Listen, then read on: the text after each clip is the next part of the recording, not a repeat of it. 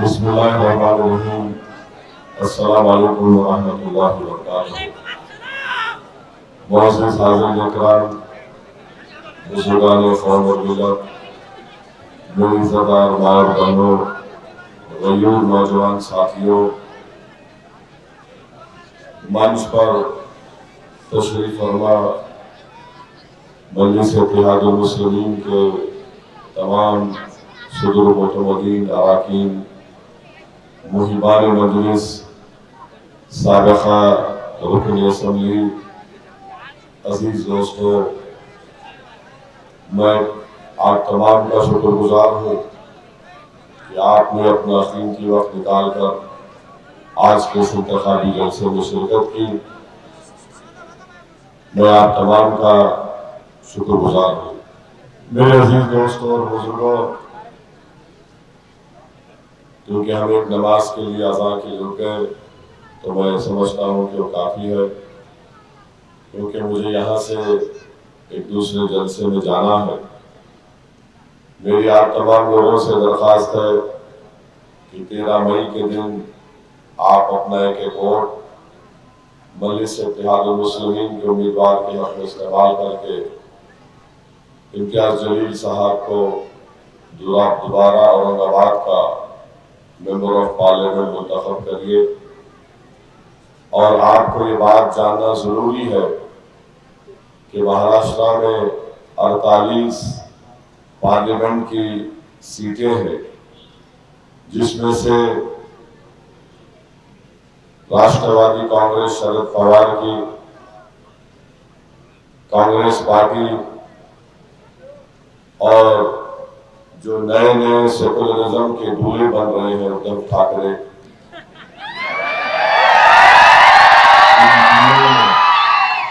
इन तीनों ने मिलकर एक भी मुस्लिम अक़लियत को अपना उम्मीदवार या टिकट नहीं दिया। और खुद कांग्रेस के पुराने नेता ये कह रहे हैं कि हम 1 करोड़ है महाराष्ट्र में और हमारे अलायंस ने किसी एक को भी टिकट नहीं दिया। और अगर पूरे महाराष्ट्र में अगर आप देखेंगे, पूरी ताकत के साथ अगर कोई खड़ा हुआ है जो इन तमाम बातिल ताकतों से मुकाबला कर रहा है, तो उसका नाम सैयद इम्तियाज जलील है। अब 48 में एक रुकने पार्लिमान है, मगर 2 शिवसेना, 2 राष्ट्रवादी चचा और भतीजे की, आधी कांग्रेस और पूरी आरएसएस मिलकर बीजेपी के साथ ये कोशिश कर रही है कि दोबारा इम्तियाज जलील औरंगाबाद का एमपी ना बने।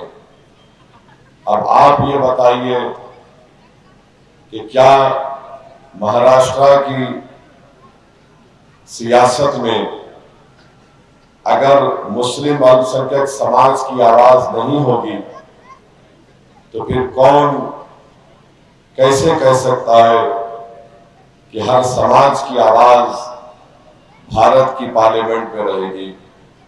मेरी आपसे गुजारिश ये है कि इस बात को समझिए। बहुत से लोग आकर ये कह रहे हैं जो अपने आप को बड़ा अक्लमंद समझते हैं। मेरी नजर में दुनिया के सबसे बेवकूफ यही लोग हैं जो ये कह रहे हैं कि नहीं, ऊपर देखो दिल्ली का इलेक्शन है, नीचे मत देखो। मेरे दोस्त, ऊपर ही देखना चाहिए, क्योंकि देने वाला ऊपर रहता है और लेने वाला ऊपर वाले से, नीचे वाला ऊपर वाले से देने पर मिलता है। मगर ये क्या बात है कि ऊपर देखो दिल्ली का चुनाव है, जब यही पार्लियामेंट में मैं और इम्तियाज जलील साहब बैठते हैं और ट्रिपल तलाक के कानून का बिल आया, तो क्या ये राष्ट्रवादी कांग्रेस वाले या जो सेकुलरिज्म के नए दूल्हे जिनको बनाया जा रहा है उद्धव ठाकरे, क्या इन्होंने ट्रिपल तलाक के कानून की मुखालिफत की या तायीद की? तो मालूम होगा कि नरेंद्र मोदी के लाए हुए कानून की तारीफ शिवसेना ने की। CAA का कानून लाया गया तो क्या उद्धव ठाकरे ने तारीफ की या मुखालिफत की? और वो कानून CAA का जो मोदी कह रहे हैं कि अगर दोबारा आएंगे तो CAA नाफिज करेंगे, NPR NRC के साथ जब नाफिज होगा पूरे देश में, मेरी इस बात को याद रखिए आप कि अगर CAA के साथ NPR NRC आएगा, जब मैंने पार्लियामेंट में अमित शाह से पूछा तो अमित शाह ने कहा कि हाँ ओवैसी जी, इस देश में NPR NRC होके रहेगा।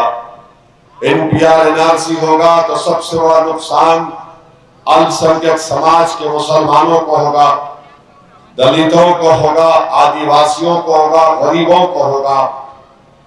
आपसे कहा जाएगा कि आपके दादा का बर्थ सर्टिफिकेट लाकर बताओ।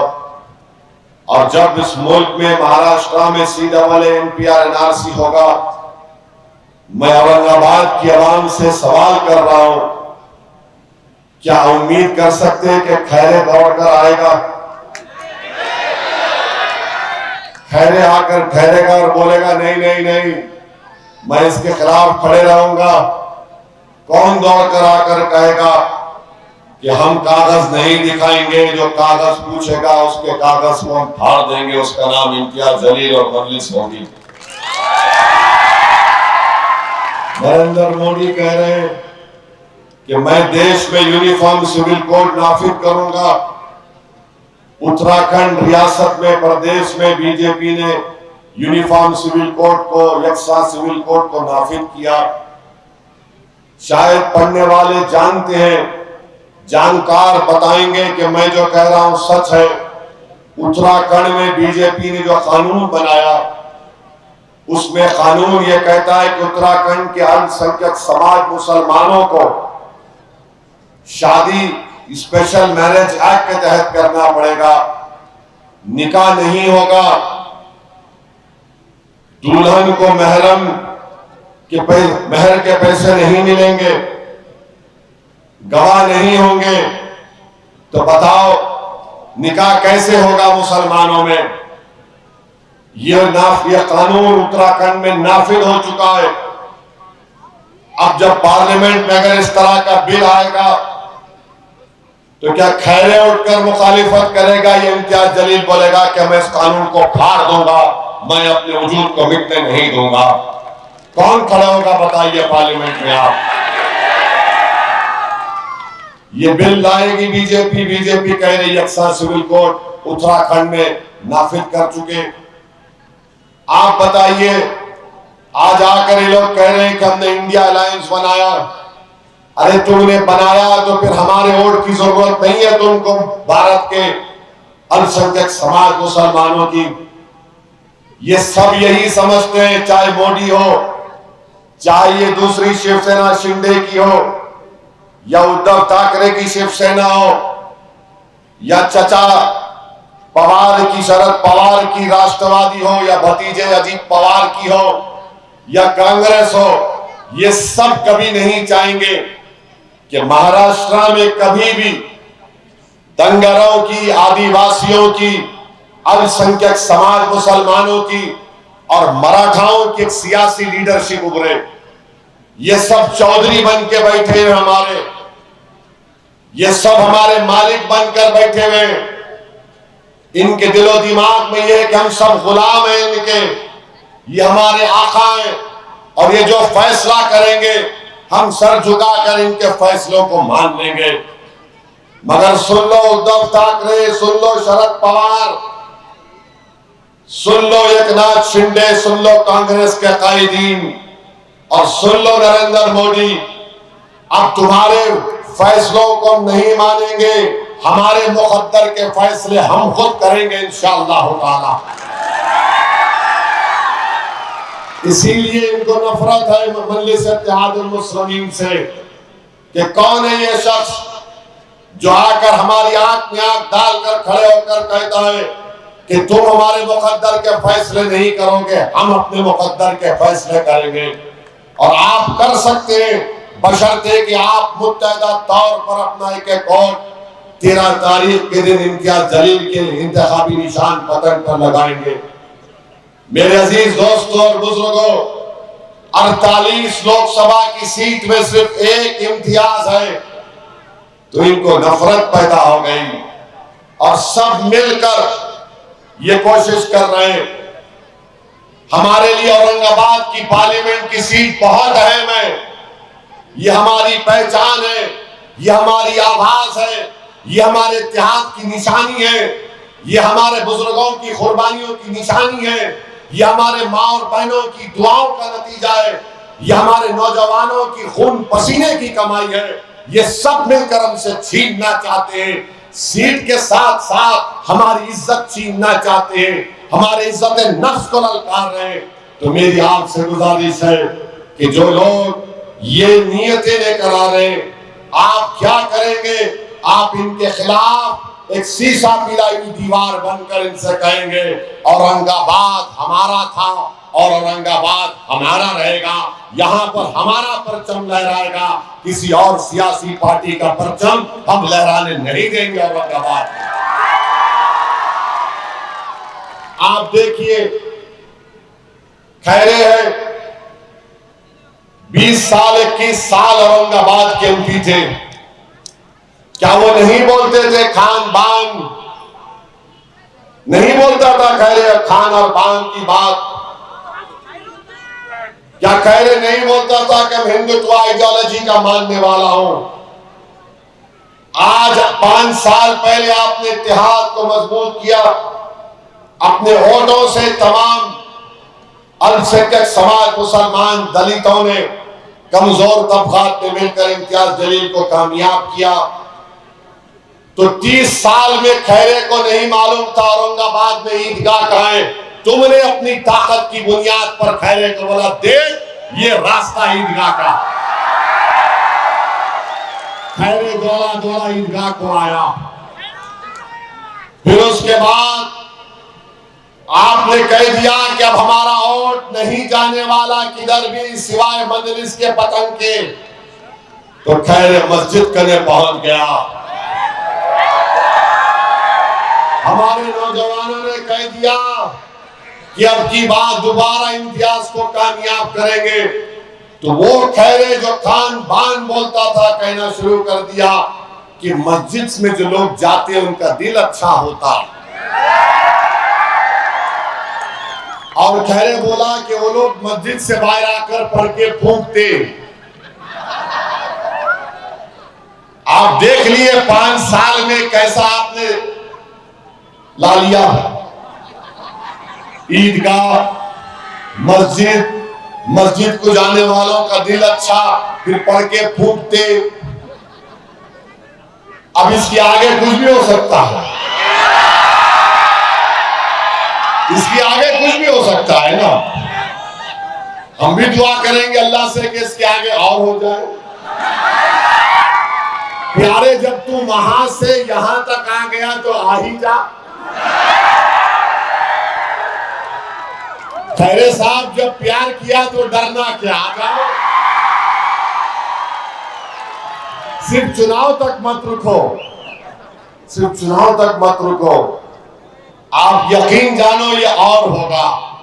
क्यों होगा? क्योंकि आप मुत्तहिद हैं। उद्धव ठाकरे जान चुके कि अब औरंगाबाद में किसी की रोटी सेकने वाली नहीं है, किसी की रोटी चलेगी नहीं। यहां पर सब जान चुके हैं, मगर सब मिलकर यही कोशिश कर रहे हैं कि इम्तियाज जलील की कामयाबी को रोक दिया जाए। हमारे लिए औरंगाबाद की पार्लियामेंट की सीट बहुत अहम है। और लोग कहते हैं कि नहीं दिल्ली में अगर हुकूमत बनाना है, अरे तुम मोदी को हटाने की बात कर रहे हो। अगर देश की जनता नरेंद्र मोदी के खिलाफ फैसला देगी और किसी और को वजीर आजम बनाने की बात आएगी, तो लिख के रख लो मेरी इस बात को, असदुद्दीन ओवैसी, इम्तियाज जलील और अख्तरुल ईमान, जो कोई भी वजीर आजम नया बनेगा, सबसे पहले हम कहेंगे कि हम इसका साथ देंगे इंशाअल्लाह। मगर इसका ये मतलब नहीं है कि मैं अपने घर को जला दूंगा और तुम्हारे महल में रोशनी कर दूंगा। मैं अपने घर की हिफाजत करूंगा, मैं अपने घर की दीवारों को मजबूत करूंगा। यह हरगिज नहीं हो सकता कि मैं मिट जाऊं और तुम जिंदा रहो। यह होता होगा 30 साल पहले, मगर अब हम मिटने को तैयार नहीं है। हम अपनी कुर्बानियां देंगे तो अपने लिए देंगे, दलितों के लिए देंगे, दंगर समाज के लिए देंगे। तुम्हारे जैसे हुक्मरानों के लिए हम बहुत दे चुके। हमारे दादा ने दी, हमारे वालिद ने दी, 4-4 नस्लों ने दी, मगर तुमने हमारी तकलीफ को समझा नहीं। मेरे अजीज दोस्तों और बुजुर्गों, इन बातों पर आपको गहराई से सोचना है। दूसरा, शिवसेना के कैंडिडेट हैं, उनका नाम क्या है? भूमरे।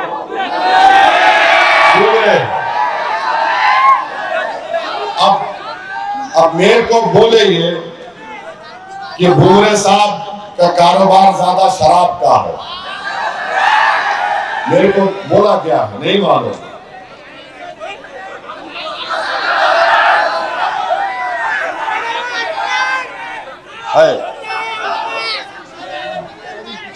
हाँ? अच्छा,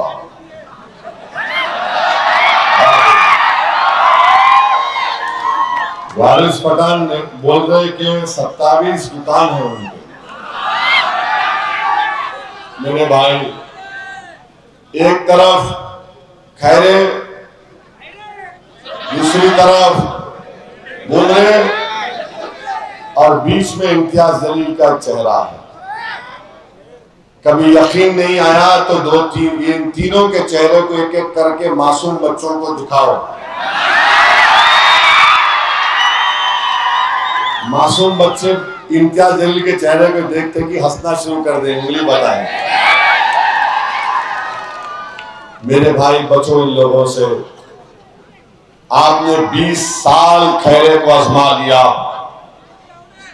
5 साल का वक्फा इम्तियाज जलील को मिला, जिसमें से 1.5 साल तो कोविड की नजर हो गए, मगर उसके बावजूद भी इम्तियाज जलील ने औरंगाबाद की तरक्की के लिए, औरंगाबाद की डेवलपमेंट के लिए, औरंगाबाद के बेरोजगार नौजवानों को रोजगार दिलाने के लिए जॉब फेयर किए।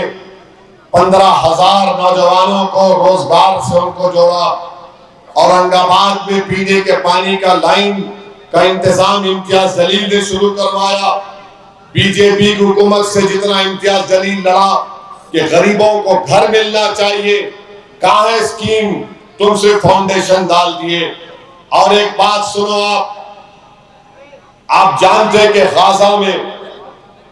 गाजा फलस्तीन में 35,000 लोगों को जालिम इजरायलियों ने मार दिया। 16,000 बच्चों शहीद हो गए। करीब 14, 15, 12,000 खवातीन शहीद हो गए। 12 लाख लोग बेघर हो गए। पूरी पार्लियामेंट में अगर किसी ने फलस्तीनी और गाजा के लोगों के इंसाफ की बात की और भारत सरकार से मुतालबा किया कि फौरन सीज फायर कराइए और गाजा के फलस्तीनियों को इमदाद पहुंचाइए, उसका नाम इम्तियाज जलील था। क्या खैरे बोलेगा फलस्तीनियों के बारे में? क्या भूमरे बोलेगा? इम्तियाज जलील बोले। पार्लियामेंट का यूट्यूब में देख लो, आप, रिकॉर्ड है। इम्तियाज जलील ने मुतालबा किया तो मौजूदा फाइनेंस मिनिस्टर निर्मला सीतारामन ने बड़ी सख्त एतराज किया और कहा कि किस बुनियाद पर आप यहां पर जिक्र कर रहे हैं गाजा के फलस्तीनियों का। तो इम्तियाज जलील ने कहा कि हम शुरू से फलस्तीनियों की तारीफ करते हैं। महात्मा गांधी ने यह कहा, इन तमाम कायदीन ने यह कहा, यह इंसानियत का कत्ल हो रहा है गाजा में। मेरे भाई, आपकी आवाज पार्लियामेंट में होनी चाहिए। ये लोग क्या क्या नहीं किए। अच्छा, खैरे से कहना चाह रहा हूं, खैरे नहीं, वो नाम नहीं, बाद में वो होने के बाद में, उससे पहले कैसा बोलेंगे? नहीं बोल सकते ना। वो ज़ाब्ते की कार्रवाई मुकम्मल पुरट, फिर बोले। अब आप सुनिए, अभी वो मस्जिद तक आ गए, आके बोल रहे हैं पढ़ के फूकते, दिल साफ रहता। खैरे साहब ये बोलो, 6 दिसंबर को गलत हुआ या सही हुआ बोल दो हमको। 6 दिसंबर 1992 को खैरे बोल दो, सही हुआ गलत हुआ, आप बोलो ना। आप नहीं, आपको मालूम है, उनको पूछ लो। वो बोले ना मस्जिद में जाते दिल अच्छा रहता, वही मस्जिद को 6 दिसंबर को क्या किए थे बोलो आप। अब हमारे दुश्मन बोलेंगे देखो असदुद्दीन ओवैसी पुरानी बात निकाल रहा है, 32 साल पुरानी बात। याद रखो, अगर तुम 1528 की बात निकालोगे तो मैं बाबा आदम से जिक्र शुरू करूंगा इंशाअल्लाह। तुम ये मत समझो कि मेरे कान में फूल है, मैं थोड़ा बहुत पढ़ा लिखा हूं, जानता हूं। तुम बोलो खैरे 6 दिसंबर को जो काम हुआ वो सही हुआ गलत हुआ बोलो। अब कल से शुरू करेंगे, देखो ये भड़काऊ भाषण देता। खरगे साहब, सच्चाई बोलना मेरा काम है। अगर तुम ये समझ रहे कि मुझ पर भी कुछ पढ़ के फूकेंगे, फूकने वालों का सर कुछ नहीं होता मेरे पे। मेरे पास आयतल कुर्सी है, मेरे पास सूरे मुल्क है, यासीन है। मैं पढ़ के फूक दिया तो कुछ हो गया तो नहीं मालूम। ये आम फाट कुछ नहीं चलता हमारे पास। बोलो 6 दिसंबर को क्या हुआ, सही हुआ गलत हुआ। तुम बोलो CAA कानून सही है या गलत है बोलो। आप नहीं, उनको पूछ रहे हो, वो नहीं बोलेंगे। ऐसी बोले ये क्या, ऊपर दे ऊपर दे। तेरे को 20 साल ऊपर रखे, तूने ऊपर रह के क्या किया, सबको बर्बाद किया। अब आज खैरे बोल रहे मेरा आखिरी इलेक्शन, तेरा आखिरी इलेक्शन 2019 में इम्तियाज खत्म कर दिया। खैरे का दी एंड हो, सियासी कैरियर का दी एंड हो चुका है। आपको एक हरकियाती आदमी की जरूरत है। मुझे बता रहे थे कि खैरे जब चल रहे थे, एक आदमी पकड़ के हाथ पकड़ के चल रहे उसका, कैसा होगा? अच्छा ये बताइए, मराठा रिजर्वेशन की बात कितने मर्तबा उद्धव ठाकरे की शिवसेना ने पार्लियामेंट में की? सबसे ज्यादा इम्तियाज जलील ने की। जरांगे पाटिल साहब का नाम अगर पार्लियामेंट में कोई लिया तो उसका नाम इम्तियाज जलील। बोलो, कुछ नहीं बोलेंगे। धनगरों का रिजर्वेशन आया तो इम्तियाज जलील ने पूरी तारीख बयान कर दी धनगर समाज की। यह काम मजलिस ने किया। अच्छा खैरे साहब तुम ये बोलो, चलो और एक बात, उद्धव ठाकरे तुम बोलो। खैरे तो नहीं बोलेगा, बोलेगा खुद देंगे। उद्धव ठाकरे बोलो कि महाराष्ट्र में जो मुस्लिम रिजर्वेशन मुसलमानों को नहीं, मुसलमानों में जो बरादरियों को मिलना चाहिए नहीं मिलना चाहिए बोलो। अरे पूछो ना जी, तुम उनसे पूछो ना, खाली वोट दो वोट दो वोट दो। अरे कितना देंगे तुम्हारे को? मगर हमारी चीजें जिससे वाबस्ता है उसके ऊपर बात ही नहीं करेंगे। इम्तियाज जलील ने औरंगाबाद में 200 करोड़ का दवाखाना बना रहा है हाई कोर्ट जाकर। 20 साल में खैरे ने कुछ नहीं किया। शिवसेना की सरकार है, शिंदे मुख्यमंत्री है, इम्तियाज जलील कोर्ट को गए तो 200 करोड़ का दवाखाना बन रहा है। ये काम 5 साल में इम्तियाज जलील ने किया। अगर और 5 साल इंशाअल्लाह आप और अल्लाह सुब्हाना व तआला आपके जरिए से दे देगा तो मुझे यकीन है कि औरंगाबाद की पार्लियामेंट की कॉन्स्टिट्यूंसी में बहुत तरक्की होगी, बहुत से काम होंगे और हर समाज को फायदा होगा। इम्तियाज जलील और मंजमैम पार्टी ये नहीं बोलती कि इनका ही काम करेंगे, सबका काम इम्तियाज जलील ने किया, एमआईएम पार्टी ने किया। मेरे इज्जतदार मां और बहनों, मेरी आपसे अपील है कि आप और सब नौजवान अपने वोट का इस्तेमाल करिए।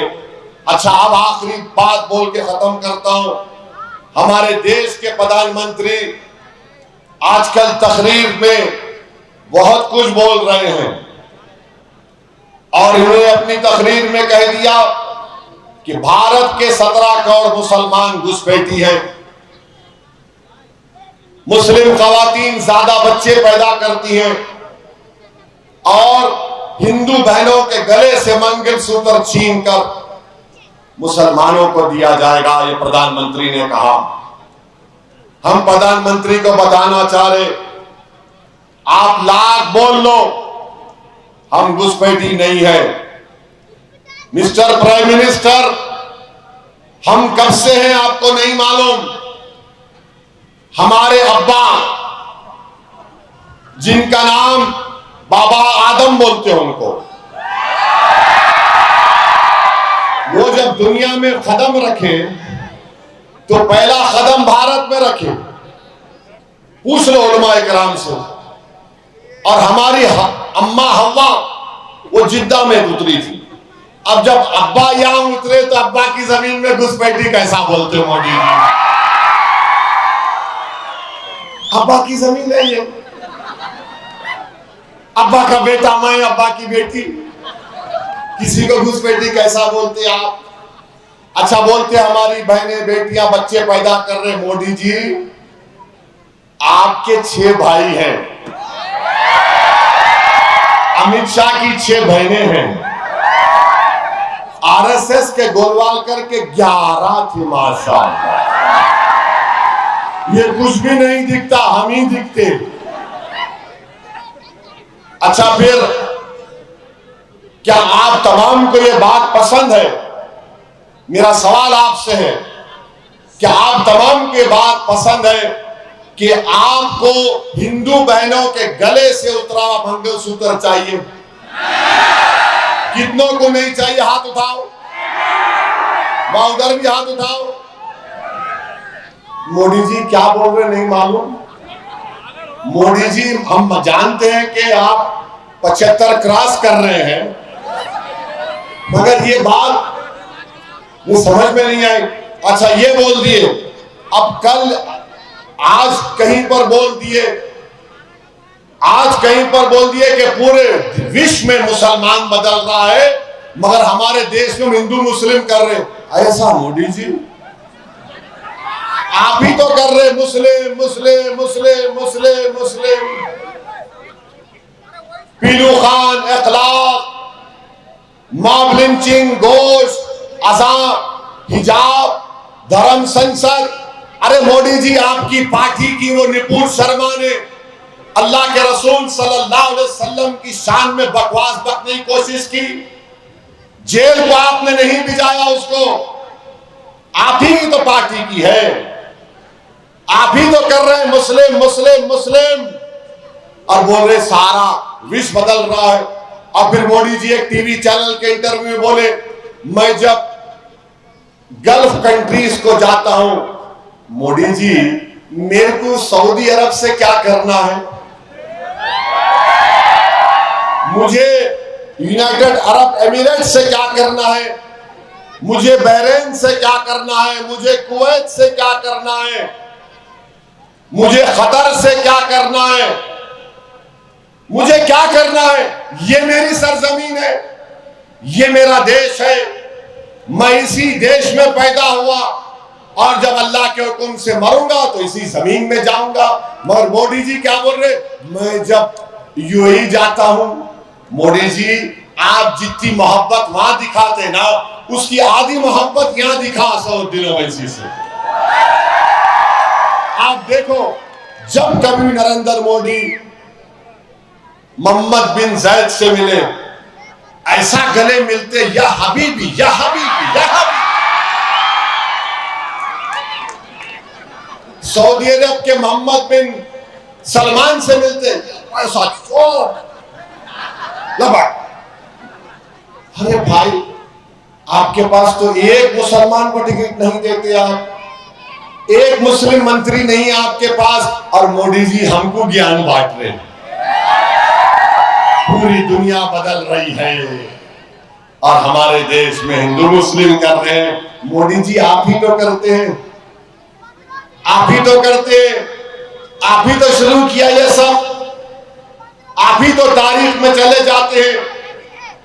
1500 की बात कौन करता है, 47 की बात आप करते हैं, और आज आप मोदी जी आज ये बोल दिए कि ताले लगा दिए जाएंगे।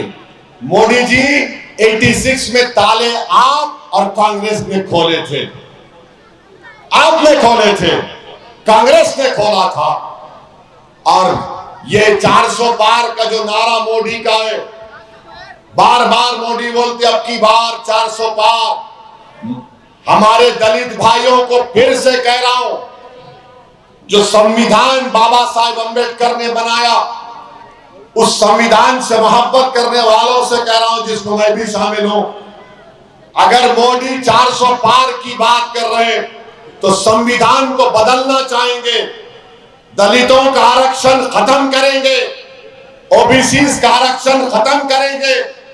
और अगर कोई बोलेगा ओवैसी तुम झूठ बोल रहे हो, आज जाकर देखो आप, राजस्थान की बीजेपी की डिप्टी चीफ मिनिस्टर एक खातून है, उसने कह दिया कि हाँ जब 400 मिलेंगे तो हम सब तब्दील कर देंगे।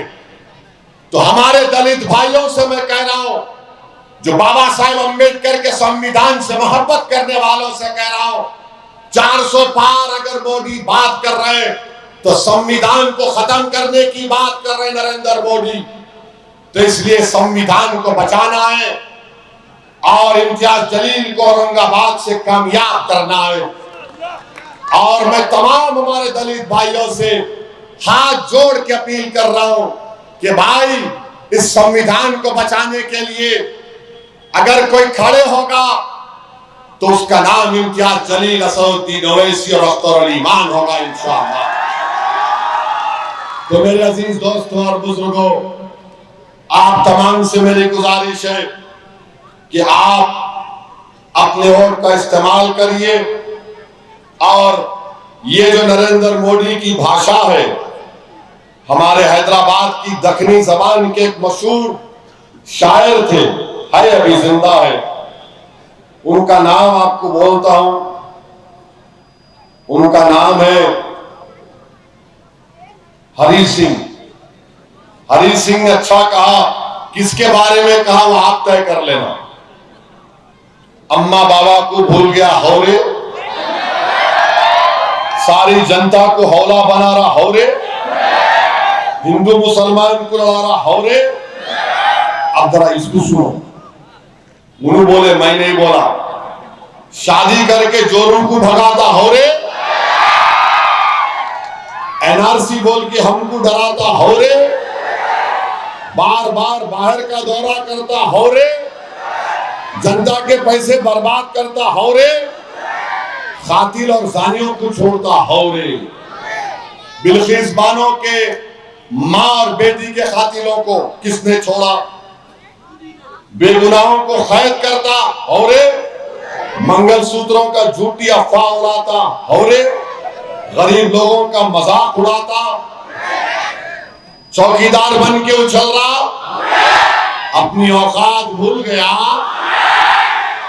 ये मामला मैं किसके बारे में बोला नहीं मालूम, अक्लमंद को इशारा काफी है। मगर 13 तारीख के दिन मैं आके नहीं बोलना हो रे काहे रे। तो 13 तारीख के दिन आप लोग क्या करेंगे, क्या करेंगे, इस पूरे आसमानों पर क्या चलेगी, पतंग उड़ेगी, सिर्फ पतंग पतंग पतंग। तो आप तमाम को अल्लाह सलामत रखे।